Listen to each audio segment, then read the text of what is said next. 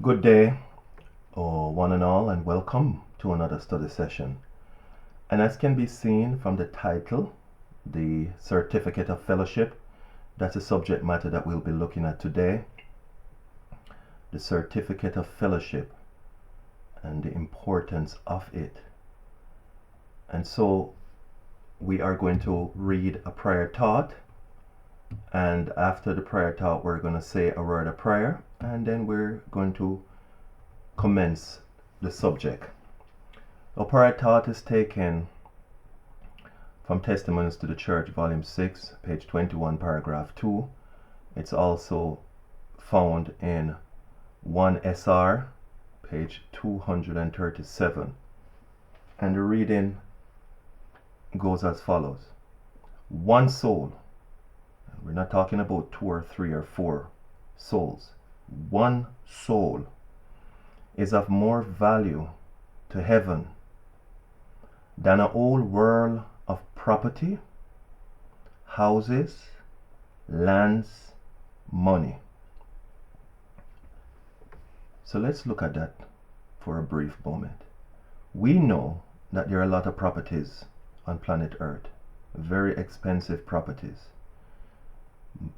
And we know that there are some massively big houses on planet Earth. Houses of the wealthy that are worth a lot of money.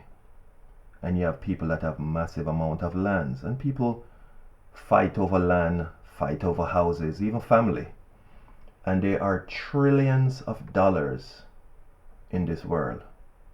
But with all these things combined, the Lord is saying God values one human being more than everything on planet Earth, even the world itself.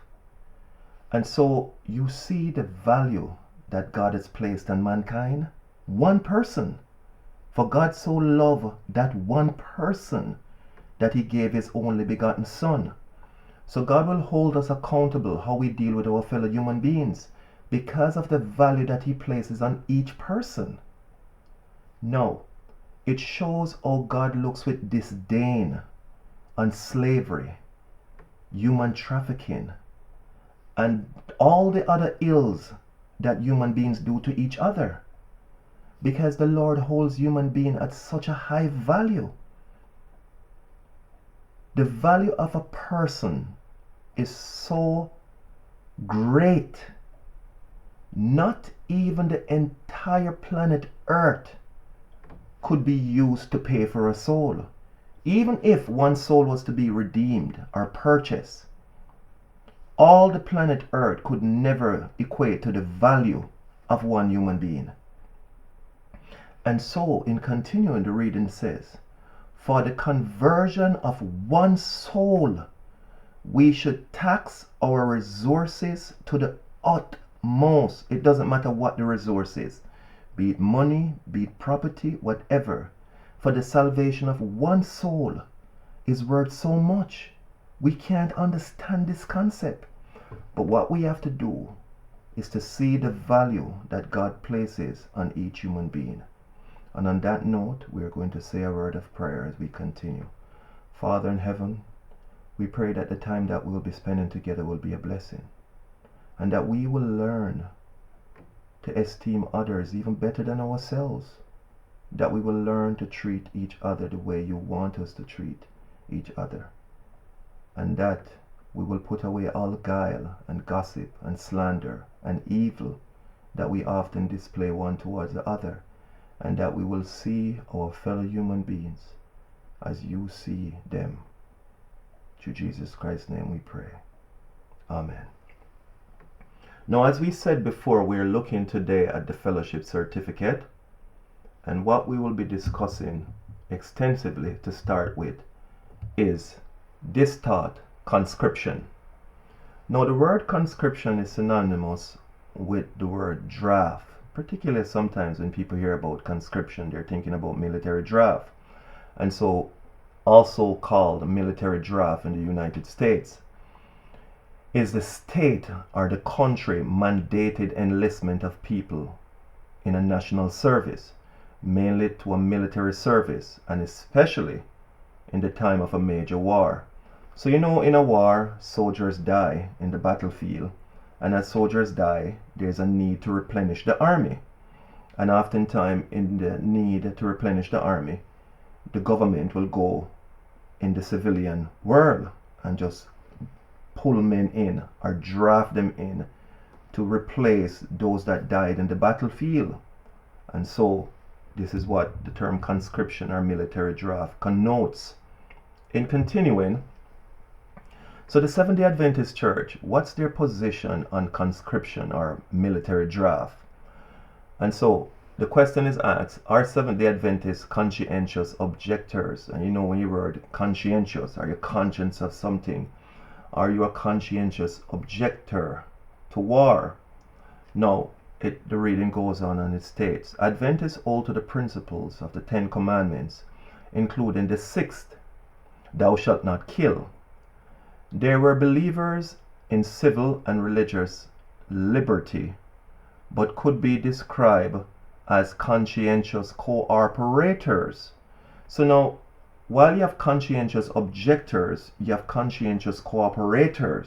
And a lot of people said, all right, we'll cooperate with the government, we won't object, but at the same time, we might not do these things. Some people might say we're not going to bear arms, and we'll cooperate with whatever the government is doing for the betterment of the country. And so we are conscientious that certain things should not be done, but we are going to cooperate. You have conscientious objectors that will object because their conscience doesn't set them free to do certain things.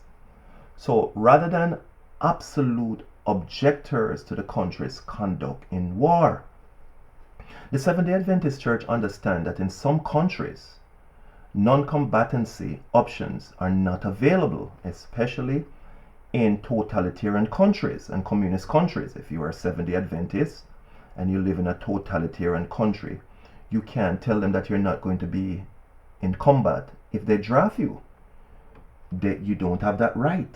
Their constitution is not set up that way. And Adventists are required to serve in their country's military. Even then, these believers are encouraged to find ways to be faithful to God while serving their country. If members find themselves in the military, whether by personal choice or conscription, draft, the church, if allowed, will through an Adventist ministry and other avenues try to spiritually minister to them or these soldiers that are in the army. And so that's pretty much the position of the Seventh-day Adventists. Okay? Church. Now in continuing, however, this is an article in the Bashan Tidings, Volume 3, Number 1, page 53, and this is talking particularly about Russia. There are two basic groups of religious prisoners, and this is religious prisoners, people who find themselves in prison in this country, and this will not be applicable to Russia alone, many other totalitarian countries, but this is dealing particularly with Russia. One group consists of those sentenced for purely religious activities, such as organizing meetings of worship or study, teaching religion to children, or printing religious literature. And a lot of these totalitarian countries, the government wants to know what you're doing, and they want to see what you're doing, and if you're doing these things and they don't give consent, you can get in trouble. So that's one group of people that have gotten themselves in trouble because of doing these activities. The second group consists of those sentenced for other actions arising from their beliefs. This may include conscientious objection. So now, if Russia is in a major war and they're drafting people and you say you conscientiously object to this, the government might see it as a threat to them. You are trying to incite rebellion, and you will get into trouble. So what will these people have to do? They have to go and fight by force, or protesting human rights violations. So this is another way you can get in trouble, including religious persecution. Presumably, refusing to perform non-essential duties on Sabbath would fall into this category. These people don't know about, they don't believe in the Sabbath. Some prisoners have been convicted on charges in both categories. So for some countries though, and this is why the article stated before, that if allowed, the Adventist church, if allowed in these countries, they will try to find avenues to minister to these soldiers, because it can be demoralizing to an individual if you're just taken and put into war, and you don't want to be in it. You don't want to be shooting and killing and doing all these things. But if the church can go, the church will send someone to minister to them. No, we continue. The Adventist church position and conscription. We're continuing. So during the Civil War, during the American Civil War, from 1861 to 1865, the Adventist church was a young church. At that time, there were only several thousands of Adventists who lived in the USA. But it happened that those Adventists who were non-combatants, they said we don't want to be in this war, and who didn't want to fight and kill anyone, were refused this right by subordinate commanding officers and were sent against their will to the fighting troops. So they didn't want to be in the war, but they were drafted in and they were sent in the front line. Those who still refused to take up the weapon were threatened with a court martial and execution. This is what they were threatened. In such a situation, it was left to the personal conscience of the person to decide whether he would obey the orders of his superiors or face the consequence. So the church really didn't have a position at the time set what people should do. Some individuals, they said they weren't going to be combatants. Well, others might have said they have no problem fighting. But those who refused to go along, they were pushed at the front line, given a weapon, and I guess if bullets are being fired at you, you have to defend yourself. Some who said they were not going to fight regardless of the consequences, they would have to face the consequences. And there is not a lot of record left as to what exactly were the consequences that some of those faced who did not want to fight regardless of the consequence. Now, during World War I, the Seventh-day Adventist Church now in World War I, and the church by World War I was becoming a more organized body as the membership was growing. So German Adventists took a different attitude to that of British Adventists during World War I and agreed to fight. So the German Adventists, they decided they were going to fight. That's at the conference. The conference took a stand, the German conference, that they were going to allow their members to go fight. In a circular dated the 2nd of August 1914, the Adventist church leadership in Germany and Austria-Hungary recommended to their conscripted or drafted SDA members to fulfill our military duties joyfully and heartily, to make use of arms, and to also perform military service on the Sabbath. Not all Adventists agreed with this attitude. This is what the position of the conference in Germany took. Some members did not agree with the position though, and those who refused to take up arms had to face harsh consequences.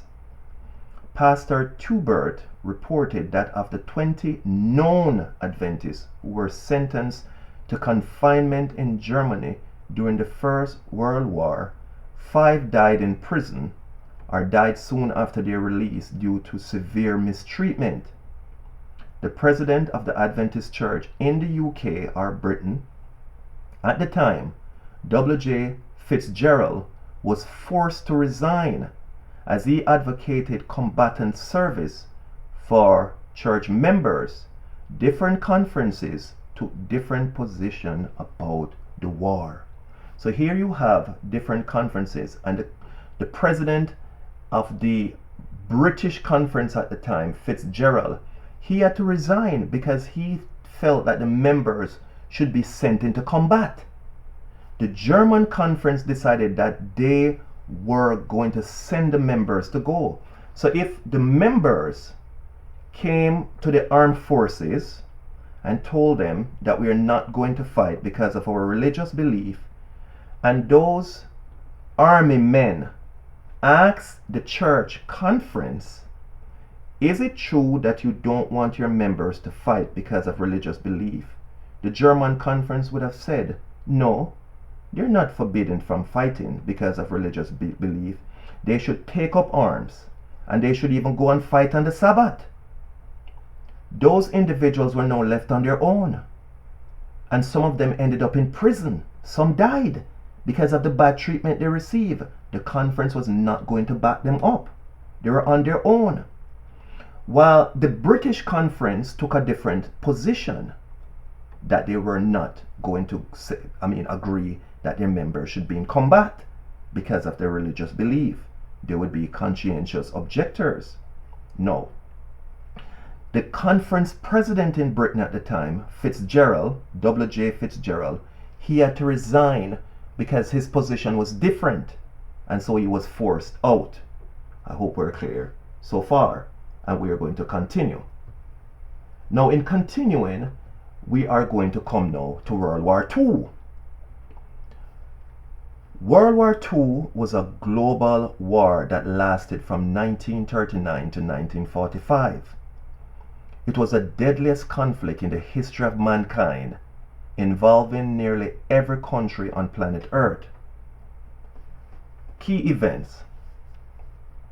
On September the 1st, 1939, Germany, which was ruled by Hitler, invaded Poland, starting the war in Europe. December the 7th, 1941. So by 1941, America was going to be dragged into the war. Big time.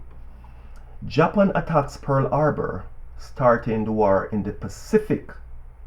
So the major combatants are the big players. The Axis powers were Germany, Italy, and Japan. Now, most of the other countries were taking sides based on these two. This was the Axis powers. The Allied powers included the United States, Great Britain, the Soviet Union, France, and China. And so this is how it was split. And other countries joined in on the different sides. Casualties. Between 70 to 85 million people died during that war, from 1939 to 1945, including more than half civilians. Millions died in genocide too during that time, including the Holocaust, because we know the Jews were being persecuted by the Nazis. Millions more were injured, and many lost their homes and property. So it was a deadly war. Now, during that war, like the Civil War and World War I, you're going to have the issue, because with so many people dying, how are those soldiers going to be replenished? You have to replenish the living to take the place of those who died. No. In continuing, on September the 16th, 1940, so Hitler started his act in 1939 when he went and attacked Poland. That's 39. So on September the 16th, 1940, the United States instituted the Selected Training and Service Act of 1940, which required all men between the ages of 21 and 45 to register for the draft. So you had to go register. You had to register. And once they have the registration, they can look at the registration and start to make drafts from those registrations. This was the first peacetime draft in the United States history, because in 1939, when the war started in Europe, America wasn't gotten in it as yet at the start. But in seeing what is coming, the government decided to institute something in 1940. Those who were selected from the draft lottery were required to serve at least 1 year in the armed forces. Once the U.S. entered World War II, draft terms extended through the duration of the fighting. So while they initially were saying when you come in, first you would spend a year in the armed forces, but while the war was going on, they would stay the duration of the war. They weren't going to go back to live no normal life and fighting was going on. In 1942, the U.S. Selective Service draft confronted a quandary of how to decide who to draft for World War II, because you had problems. When soldiers are dying, when war is going on, you need more people. The Selective Service conducted the fourth of 6 draft registrations on April 27, 1942. This registration was nicknamed the Old Man's Draft. The Old Man's Draft, because it included men ages 45 to 64. They had to extend the age, because obviously there were millions of people that died. Millions of people that died in World War II, and so they extended the age. By the end of the war in 1945, 50 million men, 50 million, between 18 and 45 had registered for the draft, and 10 million had been inducted in the military. So when you register, you're on registration. From that number that registered, they pick as the need arise. So you have to register, and from the registration they go and draft names. So we see this was what was going on in World War II. Now, in the Symbolic Code, Volume 6, numbers 7 through to 12, Inspiration brings out the following point, and this was July to December 1940. And this was now addressed for all SROD or Shepherd Rod members of military conscription age.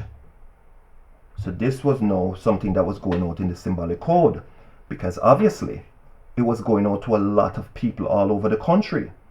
And so this was now addressed to the Shepherd's Rod 7th Day.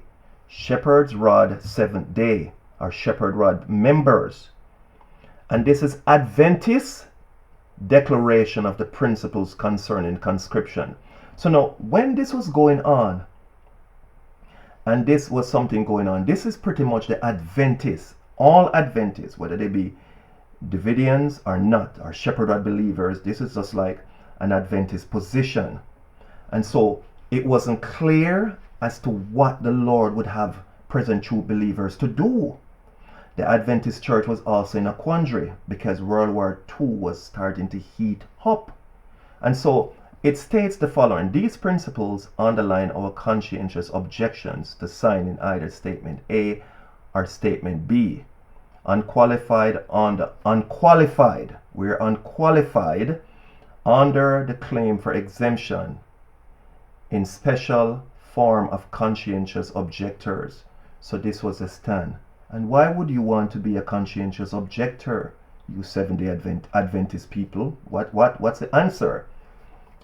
Principle 2. Listen. The reason why: the history of the Old Testament church shows that when, as a theocracy, all its subjects were of one nation in their own land, Palestine, they were duty bound to defend their homeland when invaded by enemies, or when they were commanded by God to do so for reason consistent with his eternal purpose through them in that dispensation. So now, if all Christians, they're saying, was in their own land, all Christians, and they were attacked by the enemy, as there was the case in the Bible time, all would be morally obligated to defend their country. But let's say those who live in the United States, Adventists, should join the army, take up arms, and you have Adventists that lives in Russia, or you have Adventists that lives in Italy or Germany. Those Adventists that live in America that are fighting the Germans in World War II, they the possibility that they could kill their brother who were forced to go join the army. And so they said we have to object to that. If our brothers that are in Germany were in all one country and the country was attacked by the enemy, then we would have to be obligated to go and fight. Okay, so this is the basis upon which we are objecting. No, it continues. Therefore, were we in the same position today with all our Christian brethren in one homeland, we could not be conscientious objectors. We could not. But would be duty bound biblically to defend our country as did ancient Israel theirs. Okay? These are the reasons being put out to the government. And so, however, our Christian believers today, being scattered throughout many nations, kindreds and tongues and people, then should this country become embroiled in war with another country, we as Adventists in this country, if not exempted from combatant military service, would be set against Adventists in another country. And that is obvious. This latter principle, or 3, allows for the pursuit of occupations as specified therein under on the Sabbath day, if necessary, whereas principle 5 disallows our entering into certain other lines of non-combatant military participation, unless the conscientious objections arising therefrom be met with corresponding concessions. So while we object, if we are to be in the army, there are certain things that we require. Contingent conclusion. No. What's the contingent conclusion if you have to go in? Listen, should we have to go in as conscientious objectors? This is what we're asking for. Should the selective service regulations authorities honor the position herein set forth, give us our vegetarian diet and Sabbath privileges, so we don't want to fight, but if we have to go, the argument was at the time, vegetarian diet and the Sabbath off, Sabbath privileges, enjoined upon us by our faith, we then, in all conscience, must sign statement A. We have to sign. So now, that would be our position. And so, what went out, and so Brother Houghton published this in the symbolic code at the time, to show what was the answer, our position at the time, and they were called Shepherd Rod Adventists. And this was pretty much, I believe, the same position of the SDA Church. Okay? Now, this is the reply from the government back to Waco, or what they address as Shepherd Rod Seventh-day Adventists. You should see it there. The government's answer to this appeal is as follows. State Headquarters for Selective Service, Austin, Texas. Headquarters of the Shepherd Rod Seventh-day Adventists, and that's what they called. That's what those who believe the Shepherd Rod message was addressed as. Waco, Texas, December 10, 1940. Conscientious objectors.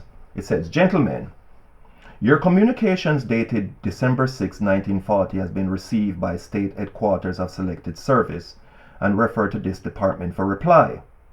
Volume 3, paragraph 363 through 366, inclusive of Selected Service regulations, set up the procedure to be followed on claims of conscientious objectors and their classification. It goes on. Further, we cannot assume that all members of your sect will feel exactly alike or will assert claims based on the same identical facts. What they're saying, we hear you, we got your argument about conscientious objectors and Sabbath and diet and all these things. We hear that. But we don't believe that every individual member of this sect or the Shepherd Rod Adventists feel the same way as what you're saying in your letter. So, it is our opinion that all members of your sect who desire to present claims for classification as conscientious objectors shall present them to their respective boards, having jurisdiction over their claims, wherever they live, whatever board, military board is there that they want to appeal to. They have to do that on their own. You Shepherd Rod Adventist headquarters cannot speak for them. They have to speak for themselves. And that the local boards act on their individual claims based on the facts presented by each individual registrant. Signed, QC Taylor Major, JAGD. And this is the legal division. No, this is the answer. So whatever went from Mount Carmel at the time, it was not sufficient. They said, listen, that's not going to suffice. No, we continue. This was Brother Houghton's registration card. He was 58 at the time. And remember, the registration process the age it stopped at was 65. And so, this was Brother Houghton's card. And they're saying, we got your answer that came from Waco, but we're not listening to that. That's not going to suffice. We continue. In Symbolic Code, Volume 7, number 7 through to 12, the Symbolic Code of July through to December 1941. I remember the war started from 39 in Europe. So now, the question and answers. Is patriotism Christianity? If you're a patriot, if you're going to defend your country, if you're going to stand brave, is that really Christianity? Question, shall we in this war take the stand of conscientious objectors or that of patriots? So you see what's happening at the time. There was no definitive answer from God as to what God wanted his members to do. So the position that the association took at the time, and they were called Shepherd Rod Seventh-day Adventists, was pretty much the same stand that all Adventists took.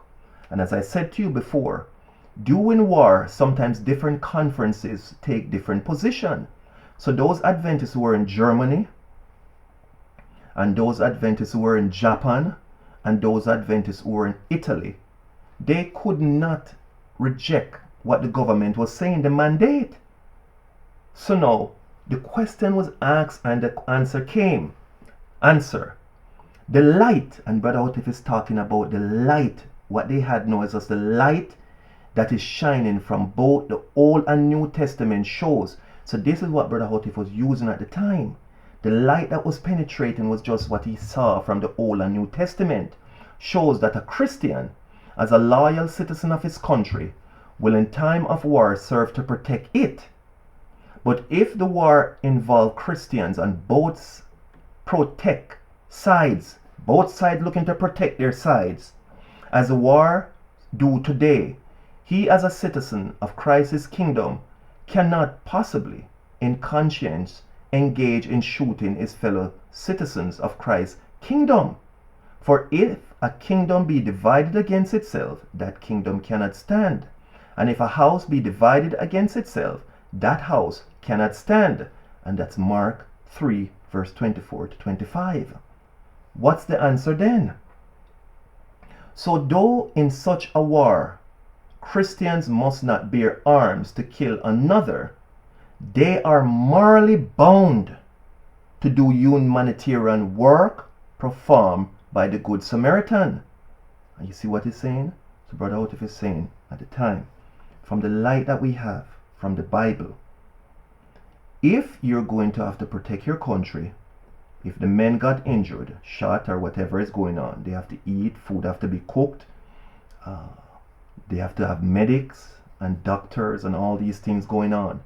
The best we can do, we're not going to bear arms, but if you have to go, I mean, we're duty bound to go do Good Samaritan work. That was the light that was shining at the time. Okay, so if you're going to be you're going to be a conscientious objector, or are you going to be a patriarch? Which one of the position should we take? No.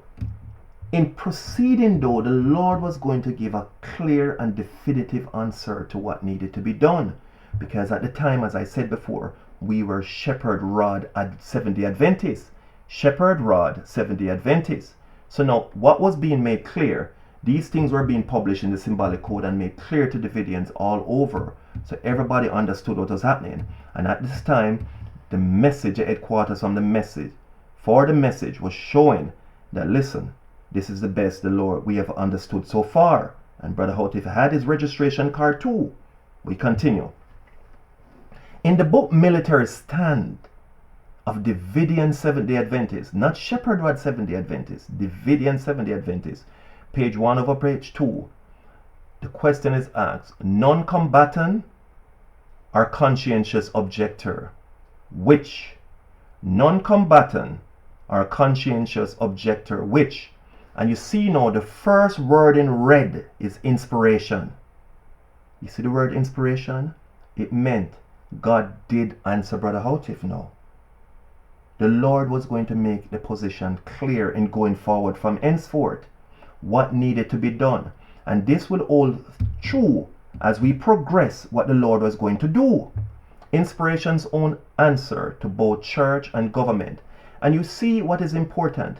Sister White's writings now was totally relevant in going forward, because these were pressing issues that inspiration needed to answer.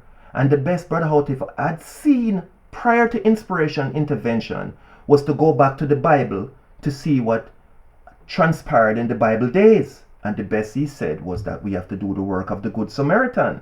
And we know the Good Samaritan saw the man that was wounded at the side of the road and decided to help. He didn't walk away from him.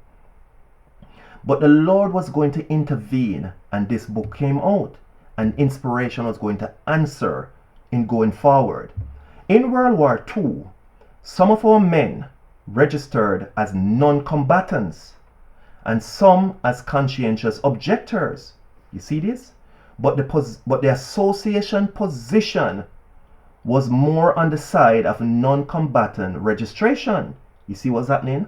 Some Davidian registered as non-combatants. They will go, but they're not going to fight.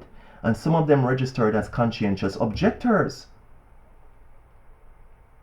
But the association position was more on the side of non-combatant registration, with a special request for the concession set forth in the following instrument entitled Declaration of Principles underlined in the Davidian Seventh-day Adventist Stand on Military Service. Contingent conclusion. Should the Selective Service Regulations Authority honor the position herein set forth, non-combatant service with vegetarian diet and Sabbath privileges enjoined upon us by our faith, we then, in all conscience, must sign Statement A, as the Selective Service Authority did not. So now he said, if that was if it was that they were going to offer these privileges, then our conscience said we have to help.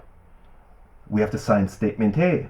He said, as the Selective Service Authority did not find itself in a position to grant us the twofold consideration, non-combatant service with vegetarian diet and Sabbath privileges, which our foregoing declaration of Scripture impose, principles invoke, their decision, they said, listen, we can't give you Sabbath off, and we cannot provide this type of food that you want. And their decision closed tight to us the door of possibility for military service in any capacity, and left the association no course morally but that which the Scriptures open to view, and which is set forth in the following paragraphs. So now, here inspiration answering the question, and God stepped in and was saying, his people will not go. Davidians are not going to go.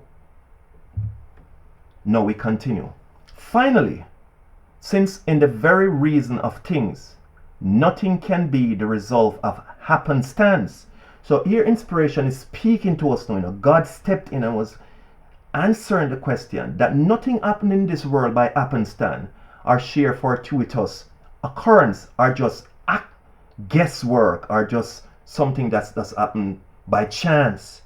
No, but rather everything must necessarily be the result of either providential design or providential consent.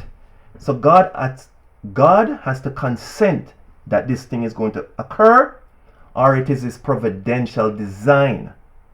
So you have things that happen that is not God's providential design. No way, no how. And he sees that's going to happen, even bad, but he just allows it. He doesn't intervene to stop it. But you have things that God providentially designed. So inspiration is going to say something based on these two situations, providential design or providential consent. It follows that the existence both of our constitutional Bill of Rights. So the Constitution gave rights to the citizens of America.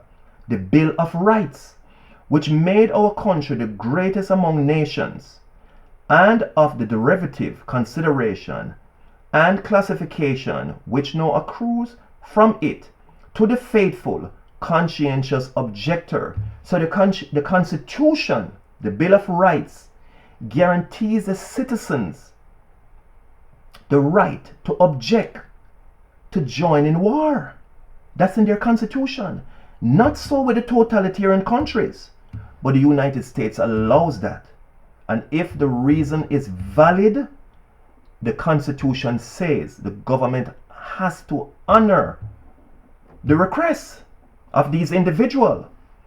Is solely in the providence of God. So when the Constitution was being written, God allowed the Bill of Rights to be put in place as a medium to protect his people in the future.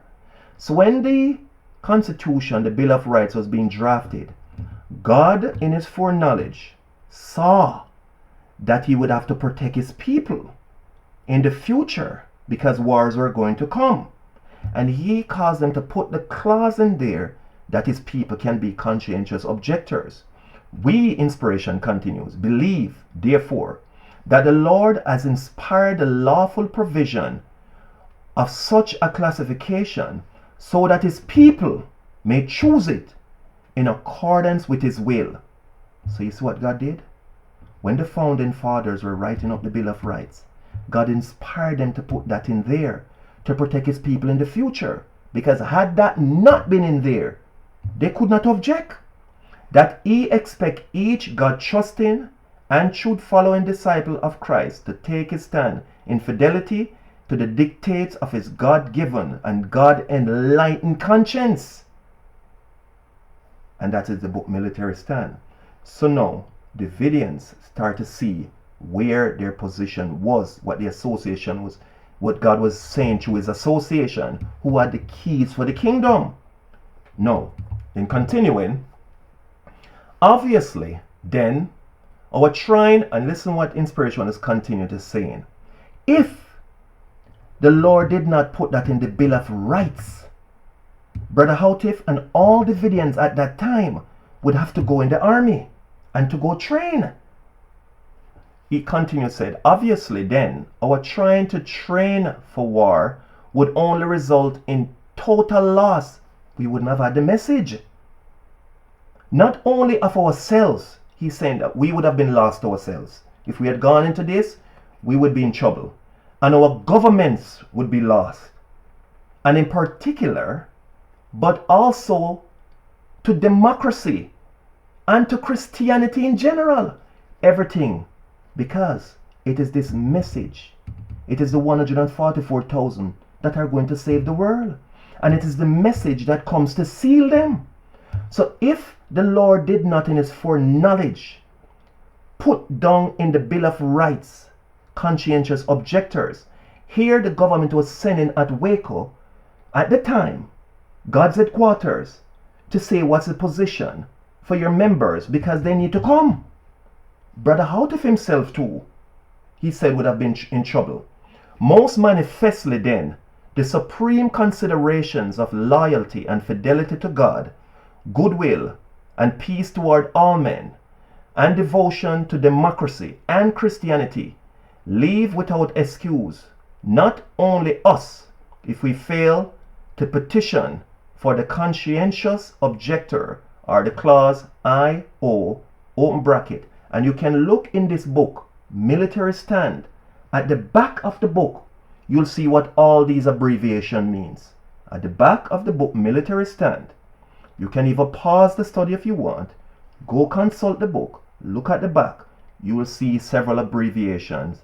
And there, Brother Houghton delineates what each abbreviation means. Classification.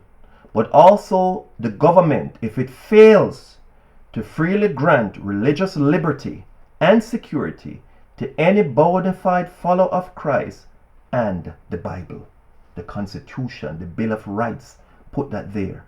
And so, no, when this position was taken by the Shepherd Rod Seventh-day Adventists, the church, the Seventh-day Adventist Conference, this is what they sent. This is what they're going to send out. We're going to read this and we're going to see what. So now we're going in the symbolic code, number 1 to 12,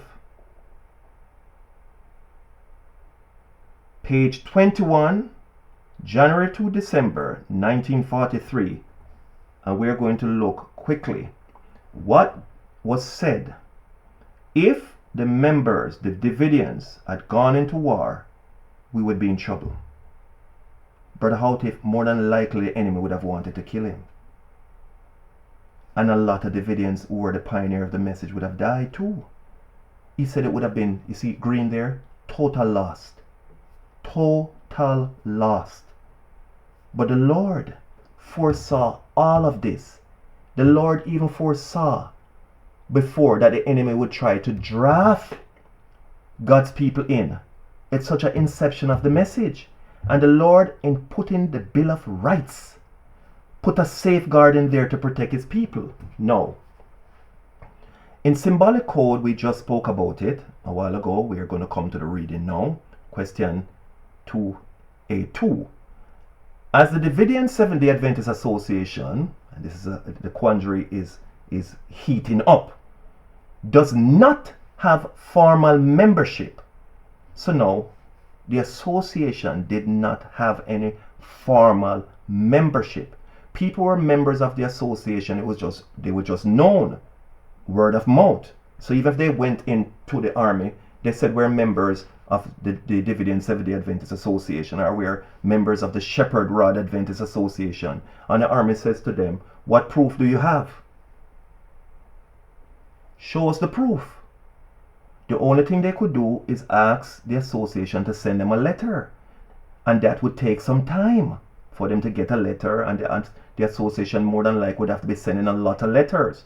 What evidence can one give to identify himself as a member of the organization?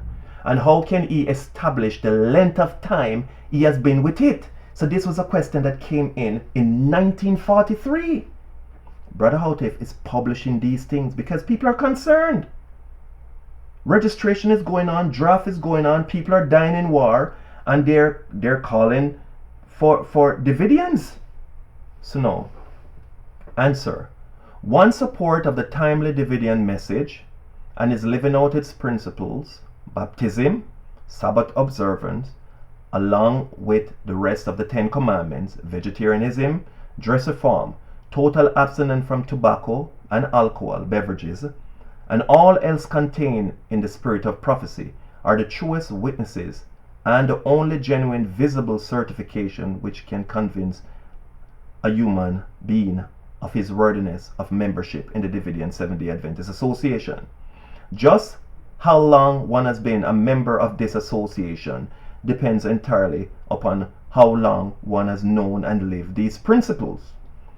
To all such, this is 1943 now, the association will, upon request, give an authorized certificate of fellowship so that one may thus officially identify himself when necessary. So you see now, the fellowship certificate is being introduced. And the question that came in, how can one identify themselves to be a member of the association? In continuing, membership certification. This is January to December, Symbolic Code Volume 9, number 1, 2 to 12, page 24, January to December, 1943. Because a number of Davidian Seventh-day Adventists have been confronted with the need of identifying their church membership. So now, you have to be able to show your church membership.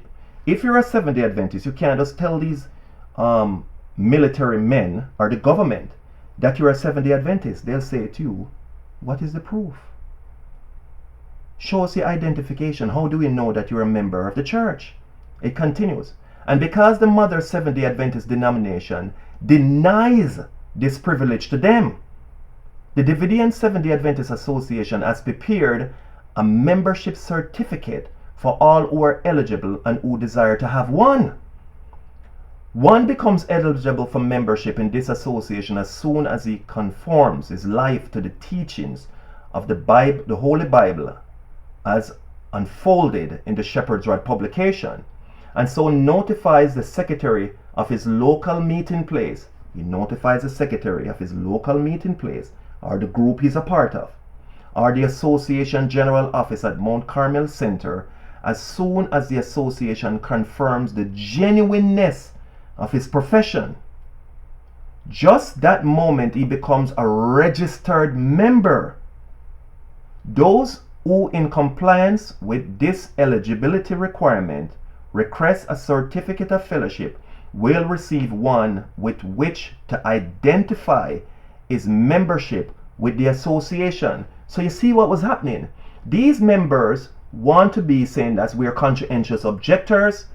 The Bill of Rights and the Constitution guarantees us that right. No, they went to the church, their church, and the church told them, we're not giving you nothing. No, the church says, we're not giving it to you. So now, what Brother Houteff said, as God inspired him now, the Lord showed him that he has to get the fellowship certificate out to the members in going forward. And so the Lord stepped in and was making the way very, very clear. And the Seventh-day Adventist Church, the General Conference, made it known that we are not going to give anyone who accepted the Shepherd Rod message any membership papers or certificate or anything. They will not get it. And so this they are saying, you can go to war if you're drafted and go die.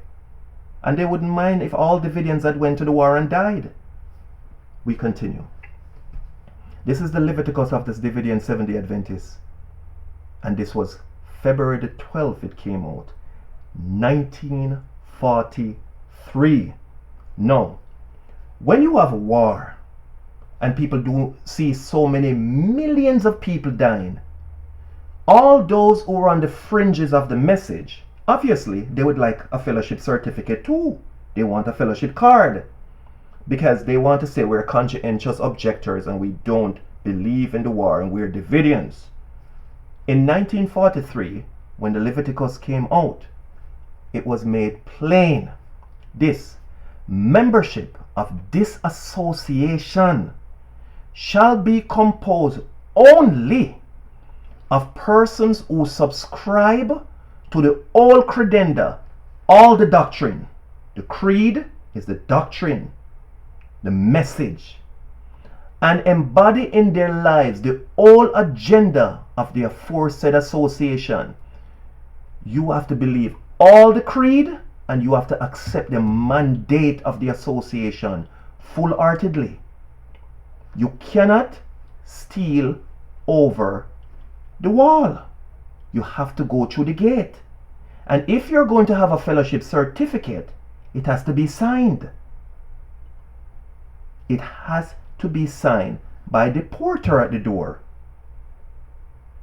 And so, here Inspiration is making it very clear who are going to be the ones to get fellowship certificate.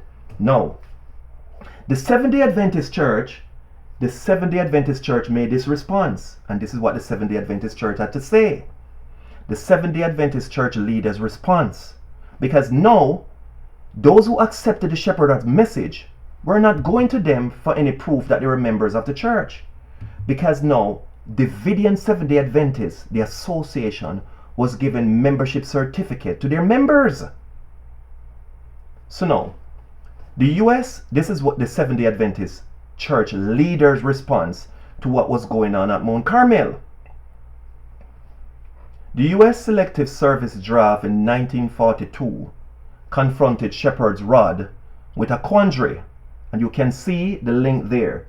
This is an article published in the Adventist Biblical Research. You can see where the link came from, so you can go and read it on your own. This was the conference or the church position at the time, attacking Davidians. So they're saying in 1942 confronted Shepard's rod with a quandary. Draftees could be granted Sabbath privileges only if they could be shown to be bona fide members of a recognized religious group advocating that belief. Recognize means the government recognize you as a legitimate religious group. We're not talking about some little person who pop up in a house or some corner calling themselves a group. This is something that is recognized as bona fide established religious entity. And so they're saying now, because Davidians were confronted with this, being unrecognized as members of the Seventh-day Adventists, or this is the Adventist body they call themselves, the conference, Shepherd Rod draftees face serious difficulties. Therefore, the leaders dropped their claim to be regular Seventh-day Adventist members and registered with the United States government under the name Davidian Seventh-day Adventists. So this is what they're saying now. Davidians went and registered or incorporated the name Davidian Seventh-day Adventists. They issued certificates to membership and documented their ministers. So the ministers are saying we're now documented ministers. The transition to a separated group in 1942 was almost complete. However, they continue to insist that they comprise the true and faithful Adventists. So you see now, the church stepped in and said in 1942, because we would not give them these Seventh-day Adventists that were members of the church. Some of these people were members of the Adventist church that accepted the Shepherd Rod message. The church knew that they accepted the Shepherd Rod message. Good Adventist people, good church members, they said, you better not come to us for any authorized document. And so the church released this. Now, in 1944, in Answer Book 4, page 63, this is what God inspired Brother Houteff to write or answer. The association is therefore obliged to grant certificate of fellowship only to full-fledged believers. You hear that? Only full-fledged believers are going to get certificate of fellowship. No other. And cheerful doers of the word. So now, you see what was happening. Davidians saw that it was imperative for them to stand firm for the message. And the Lord was not going to give anyone a certificate of fellowship who did not qualify. Because the church had turned their back on the people, even church members who accepted the Shepherd Rod message, who were faithful. And so what the Lord was saying now through his servant V.T. Houteff, antitypical Elijah, that if you want a fellowship certificate, you have to be true and faithful. We continue. Answer Book 5, page 83 to 84, and this was now in 1944. Baptism precede fellowship. Question 152. This question came into Brother Houteff. Though I have never been baptized, yet I fully believe the additional message of the Shepherd's Rod. And now I wish to know if I am eligible to apply for the certificate of fellowship. The war ended in 1945. Answer. Being the initial step in the Christian's public confession of his faith, baptism is requisite to fellowship. So first apply for baptism and afterward for the certificate. If you're not baptized, you cannot get a certificate. How could you write a certificate and you're not baptized? You can't. And so If this individual believed the message genuinely for true, he would have to be baptized first. He would have to be baptized first. But he didn't go to the Seventh-day Adventist Conference Men ministry for baptism to get a certificate. He said he believed the message and he wanted to stand for the message, but he was not baptized. And here inspiration says, listen, you have to be baptized and you have to follow the message, believe the additional message before you can even think of getting a fellowship certificate. After you have carried out those mandates, then it can be considered that you can get one. We move on. In Symbolic Code Volume 9, numbers 1 through to 12, page 12, this was 1943. And this issue of the fellowship certificate was getting a lot of traction, and the Lord was setting the stakes, putting the foundation in for what's going to come in World War III. The Lord is setting the stake and setting what's going to happen in the future. Who can matriculate in the institution? And people now were asking who could go to Mount Carmel to study in the school. This is 1943. Question number 263. What makes one eligible for matriculation? Question. What part of the student's expense at Mount Carmel does the second tithe take care of? And how much in cash must one pay? Question. Answer. Only those who hold the association certificate of fellowship are eligible to matriculate in the Davidic Levitical Institute. You want to come to Mount Carmel to come at school? You want to come study in the institution? If you're coming to study, you have to first have your fellowship certificate. You cannot set foot here in the time that we live in at that time without a fellowship certificate. You have to have a fellowship certificate or you cannot come. So it doesn't matter if you want to pay your own, if you want to pay your expense, or you're asking all these kind of questions.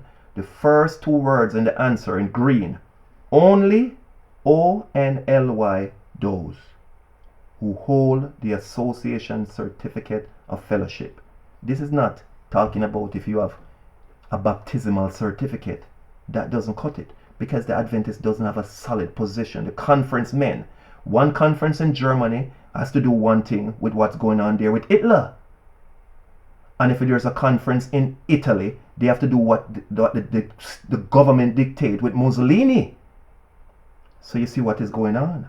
And so inspiration is telling us that those alone who have fellowship certificate can qualify. We move on.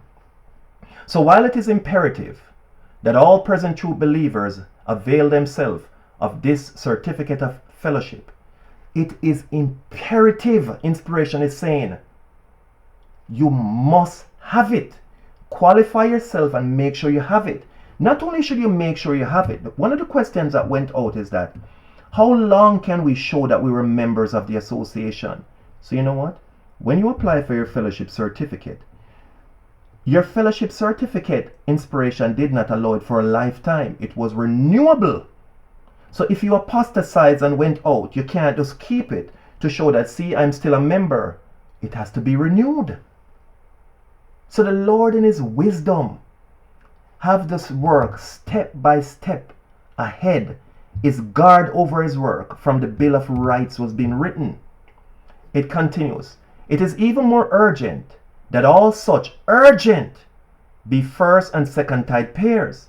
Because if a certificate of fellowship is extended to those who could be but are not such tithe payers, they would become not only a demoralizing influence among believers, but also a deadly parasite in their midst.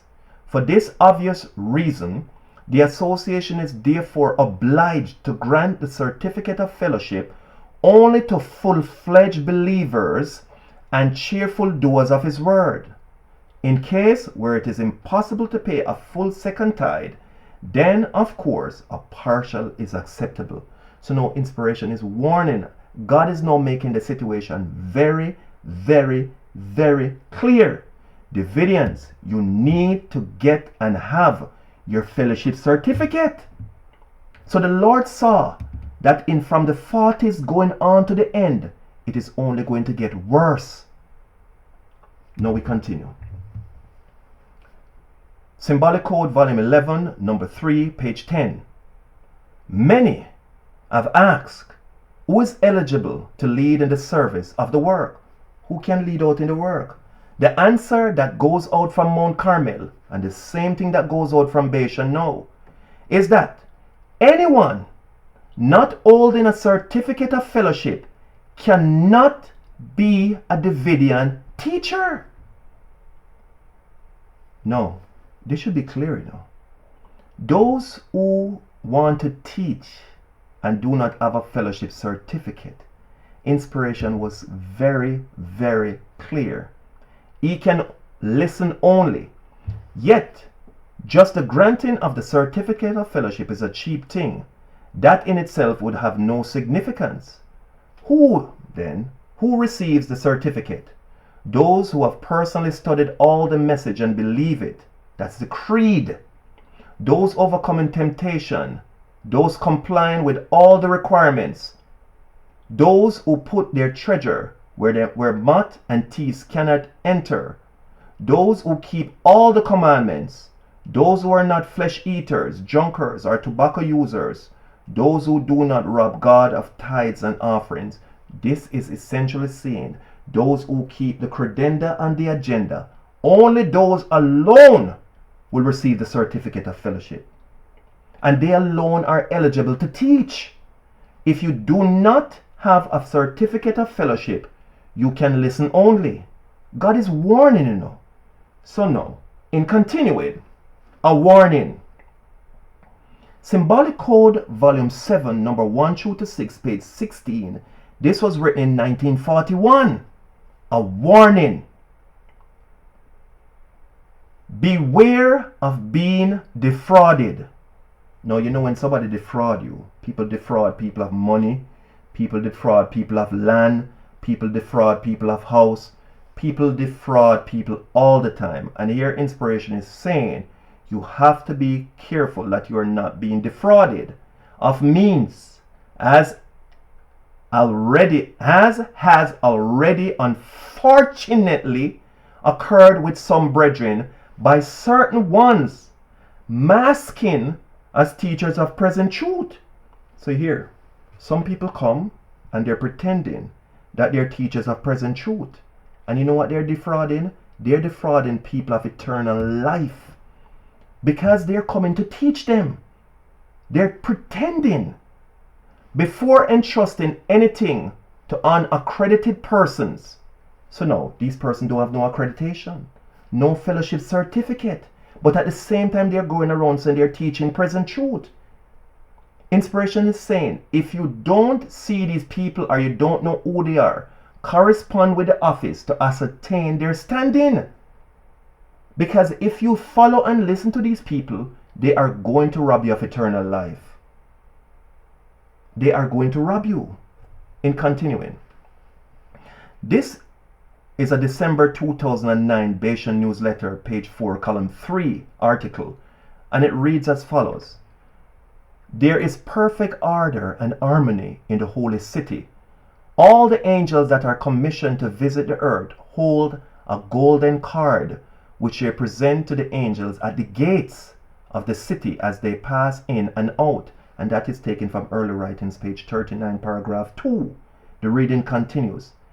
The God who commands angelic sinless beings to carry golden cards also commands us, sinful beings. This is why Brother Otis said it is imperative, sinful beings, to carry fellowship cards. Should we not count it a privilege? The certificate of fellowship is our passport for entrance into the soon coming kingdom. So the certificate of fellowship card is going to be so important. Some people don't realize it's going to be a passport. A passport. In continuing, the question is asked. Answer Book 5, page 84. Is one a member without the certificate of fellowship? And this is 1944. Question. May one be a member of the association without holding a certificate of fellowship? Answer. Yes. One may be a member without holding the certificate of fellowship. Yes, you can be studying, you can be a member, you're just coming in, you're reading and you're learning. But to be an accredited member, unaccredited, and we go back a bit. We go back to right here. So you see this reference talk before entrusting anything to unaccredited persons. These are unaccredited persons that are going around seeking to defraud people. But here inspiration tells us in Answer Book 5, yes, one may be a member without holding a certificate of fellowship, but to be an accredited member, privileged to enjoy to the fullest, all the benefits which the association affords, he must hold the certificate. There's no question about it. He must hold it. Now in continuing. You, men and women, came on this hill, not because somebody brought you, but because you thought it your duty. And he's talking about the association's headquarters. You nevertheless brought with you these little ones, their children. So it is that you came through the door. And who was at the door? The porter. But they came in, the children, so to speak, came in quote unquote suitcase, the luggage. They were not at the time inspected. They did not get a first certificate of fellowship. But when they grow up as adults, even after Brother Houghton died, they are going to go through the door. But the boys and girls came in your luggage, as it were. And now, if they are to become permanent members in this sheepfold, they too must pass examination. They will have to get their certificate too. They will have to meet the standard. They will have to go through the door. You see, they are going through their struggles now, just as you adults went through yours before you came here. And as somebody put forth effort for you there, in like manner, you now must put forth effort for the youth here, because one soul is of more value than the entire planet Earth. So they have to put in effort for these young people. And so they will have to get their certificate of fellowship too. They will have to pass examination. They will have to go through the door. In continuing, this is a Bashan newsletter, February 20, 2008, page 4, column 3. For those who are still holding back in becoming qualified to receive the fellowship certificate, meditate upon these words. Any of the first fruits of today who fails to comply with the demands of the message for today will as certainly perish by the angels' slaughter weapons. You hear that? How could you not comply and be sealed? And how could you not be sealed and yet still you think you're going to be saved? And how could you want to teach and you don't hold a certificate of fellowship because you're unaccredited? And how could you be unaccredited and want to lead people? And if you're unaccredited and want to lead people, you are defrauding them. And if you do not have a fellowship certificate, how are you going to identify yourself as a member of the Davidian Seventh-day Adventist Association? And do you think if the time comes and you're demanded to show proof, what are you going to do? Think the association is going to deceptively give you one? No. And this is why Brother Houghton says, under God's direction, it is imperative that Davidians get their fellowship certificate. Not only to get it, because the Davidian movement is an army. You are enlisting as a soldier for Christ. We continue. This is Symbolic Code Volume 10, number 1, page 11. This was put out 1954. And the Lord wanted this to be clear. All Davidians All Davidians, are you a Davidian? All Davidians whose certificate of fellowship has promptly expired are requested to promptly communicate their desire for the renewal of the same. Now, World War II had ended in 1945. This was now 1954. And here God is saying to his people, if your certificate of fellowship has expired, you make sure that you always have your certificate of fellowship. And the old ones, you can just file them away, keep them, put away. They are evidence that you have always been a member, a certified member of the association. So your present card doesn't mean that you just joined the association. You have your old copies. And here inspiration is saying, listen, God is saying, I'm warning all Davidians on planet Earth. We continue.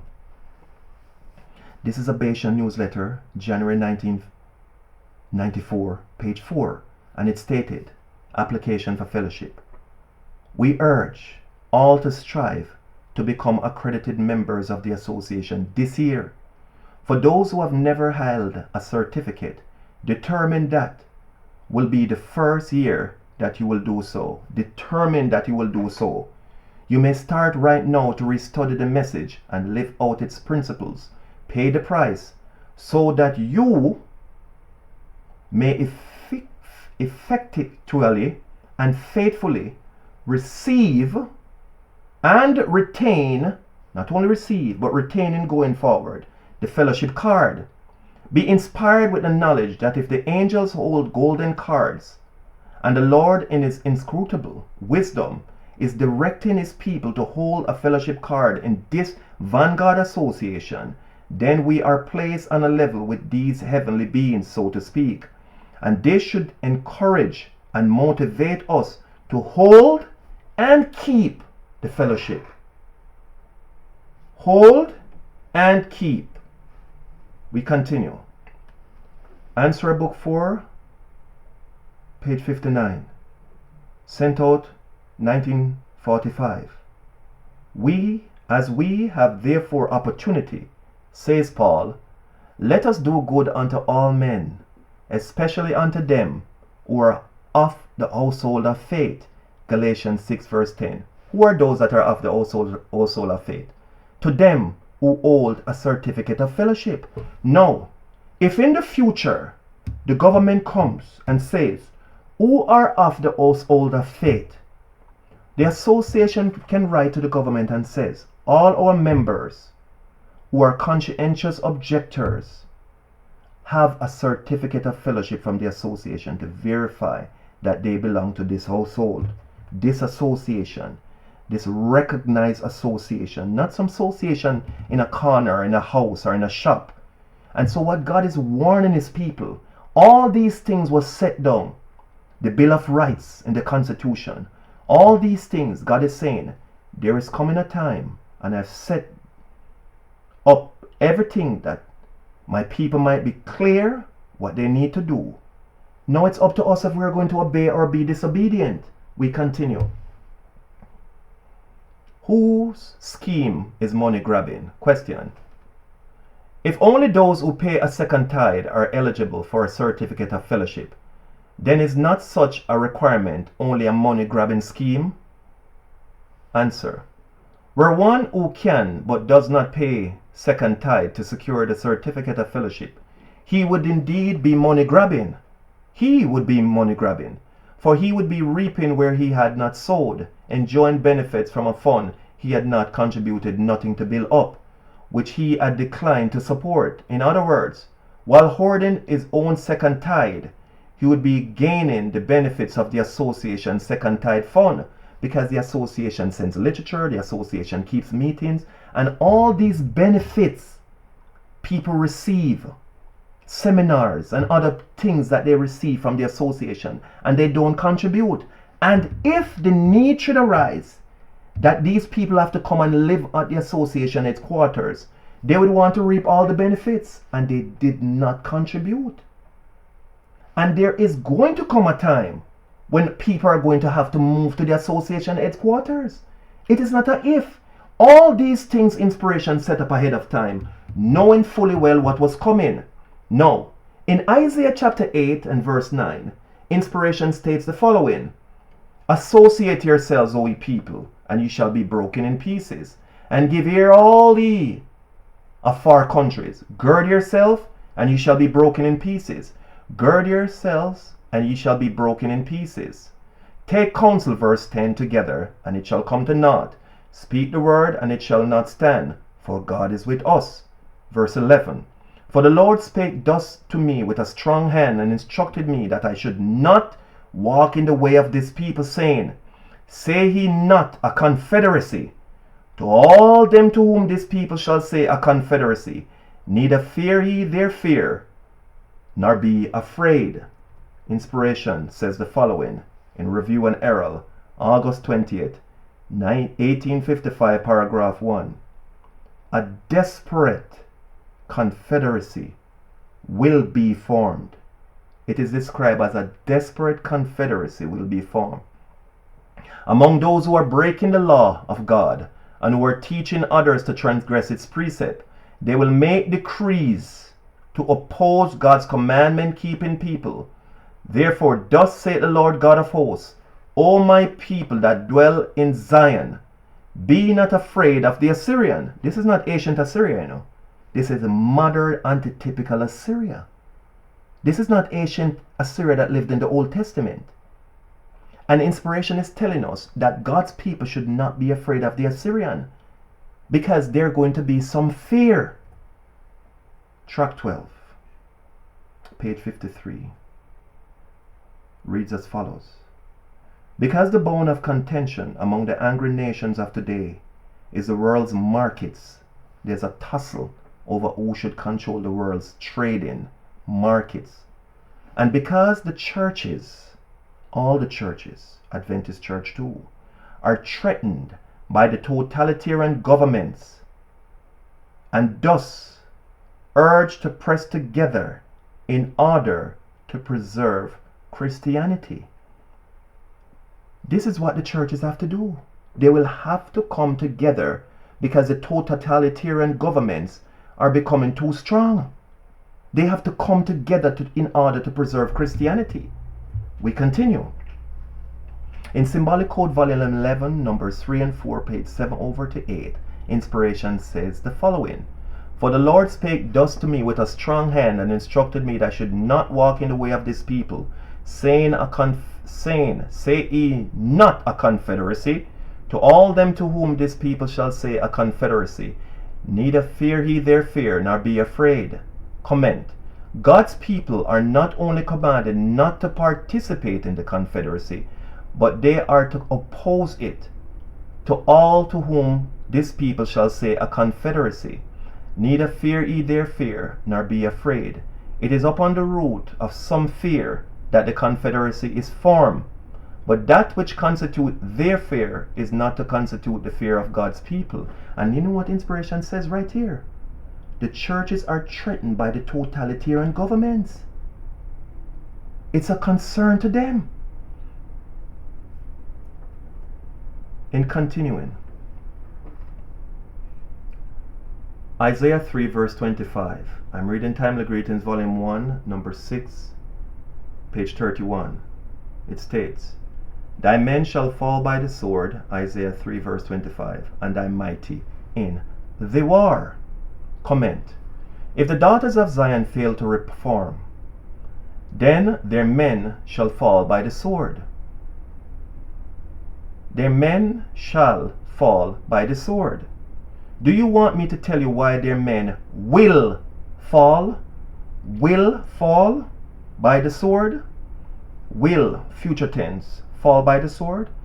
Question. He's going to answer. Because no sincere Christian boy in his right senses will ever as such as consider marrying a girl that dresses as a hypocrite dresses.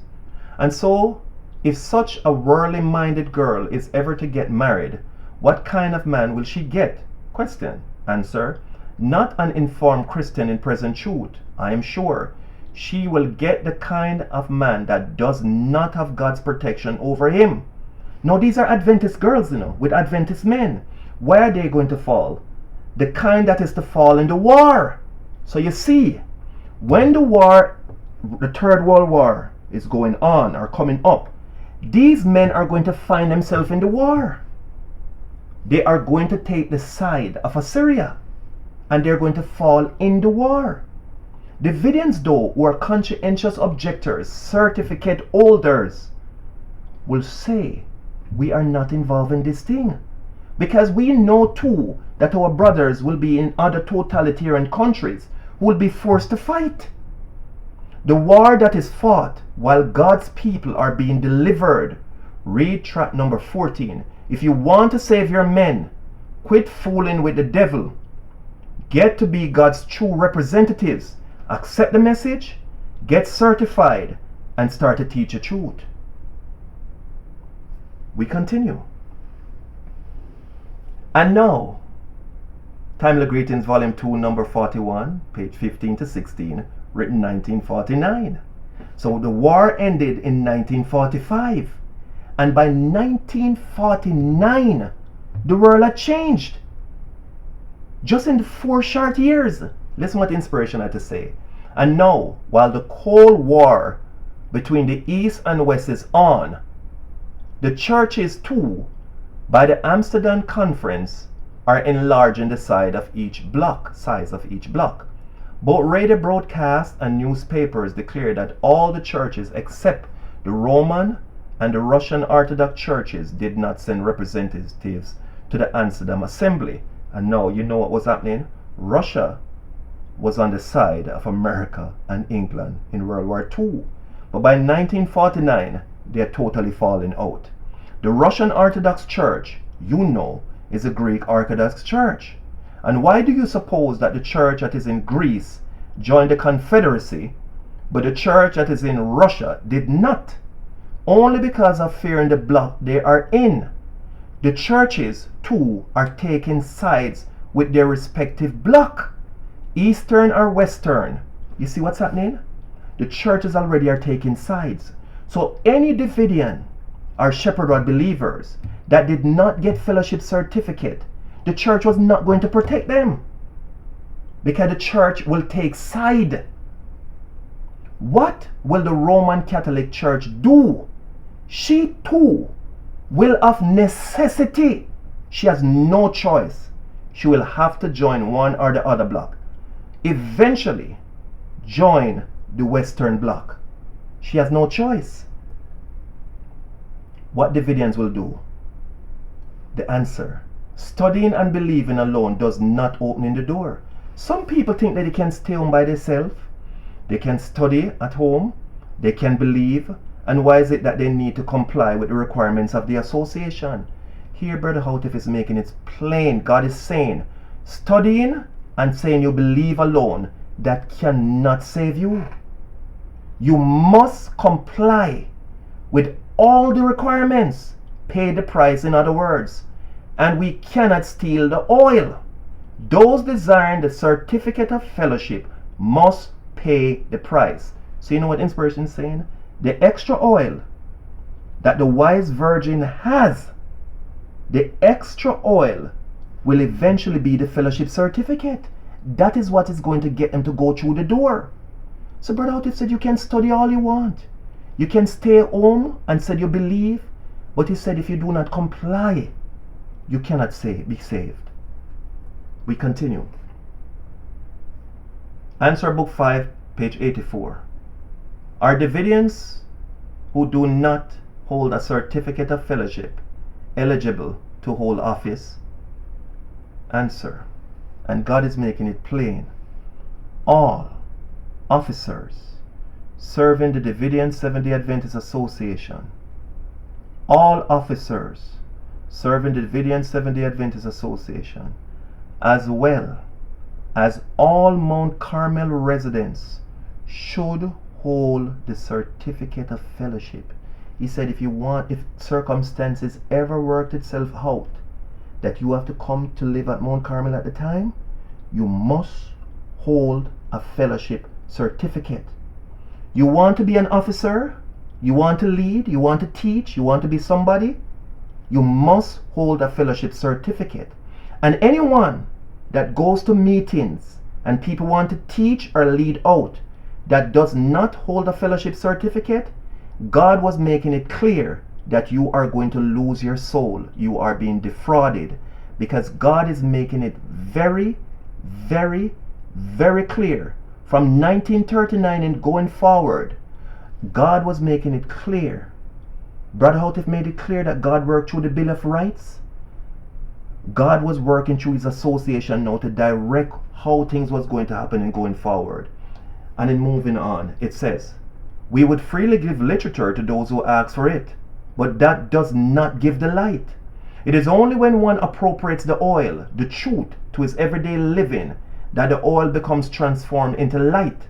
It is when one pays this price and thus becomes eligible to receive a certificate signifying he has complied with all the requirements that he has the light. He has complied with the agenda and the credenda. Hence, though we can freely hand out tracts, we cannot freely hand out certificate of fellowship. We continue. All the parables show different lessons. That is why there are so many parables. The one of the talents shows that we must work, for we are to double our talents. Studying and believing alone does not open the door. We must comply with all the requirements, pay the price, in other words. And we cannot steal the oil. You cannot steal the oil. This is why inspiration tells us you cannot transfer the oil to someone else that lacks. You cannot give them your fellowship certificate. That is what it's going to boil down to. Those desiring the certificate of fellowship must pay the price. It does take time and effort, and the individual alone can determine how soon he can get his certificate, for it all depends on how soon he pays the price, how soon he complies. This is a February 2002 Bashan newsletter, page 5, column 3. Since we receive the certificate of fellowship when we comply with all the requirements, 11 Code 3, page 9, paragraph 3. And we receive the seal when we comply with all the requirements, 1 TG 7, page 13. We see that all complying with all the requirements of the message brings us not only the fellowship certificate now, but also the seal of God finally. We are therefore reminded and encouraged to apply for the fellowship certificate if we qualify, and to qualify ourselves if we are not at this time. Now, we have come to a closing statement. Now, it is up to all of us individually to decide whether we should hear the voice of God, of man, or the voice of God's rod. This is now everyone's test, and it must be everyone's concern. For one of these two voices, the voice of men or the voice of God's rod, will determine everyone's destiny, either for eternal death or for eternal life. And let me say this: those who do not have a fellowship certificate, a lot of them want to teach. And the Lord is saying, if you listen to these people, you are going to be defrauded. It is not if, it is only a matter of when. If they want to teach, why don't they comply and get their fellowship certificate? And if they cannot get their fellowship certificate, don't allow them to try to teach. And for us who qualify, get your certificate of fellowship. We have come to a serious time. We are at the end of time.